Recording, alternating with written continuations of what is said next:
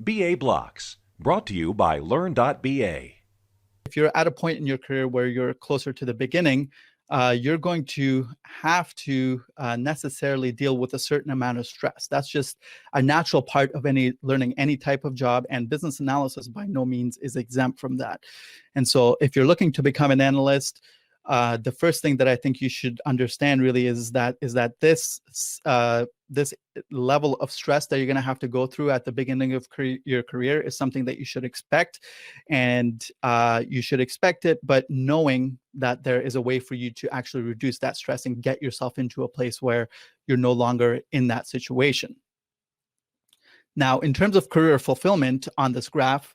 the way that I would describe where career fulfillment is even possible is by looking at this area right here. Now, the reason why I say that, again, is because this area right here represents the area where you start to see that the skill level that you've built up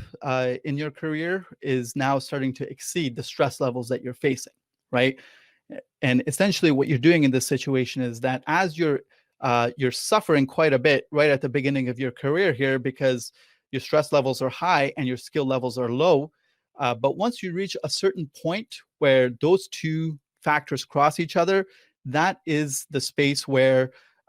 you can start to see that you're going to have the potential of having career fulfillment. This space right here in the graph is where you're going to start to see that when you start waking up in the morning, you're not really that stressed out as you used to be to go into the office because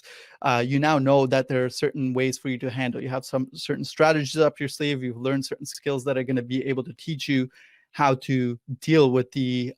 challenges that you're going to be facing on a day-to-day basis, right? That point starts to happen right over here. And so for me in my career, it was about midway through the second job that I had. That position is different for everybody, but if you put in enough work to be able to reduce your stress and enough work to be able to build up your skill set, you're eventually going to have this point for your own career. And when you realize that that point exists and you realize that you're waking up in the morning and you're not that stressed out to go to work, and that, and as you start to build your skill set, you start to see that what happens is that you start to get a little bit more and more excited to go into work. And so for me personally right now with the client work that I do, I would say sometimes, some weeks it's 5 days out of the week when I wake up and I'm going into the office to do the work of an analyst, I'm more often than not very excited. I usually have a list of challenges that I know that I'm going to be experiencing that day. And because of the fact that I've done it before in the past and I know how to solve those problems, that now is a little bit exciting for me to go into the office to do because for the lack of a better word, the thrill of solving a problem is something that keeps me motivated. And so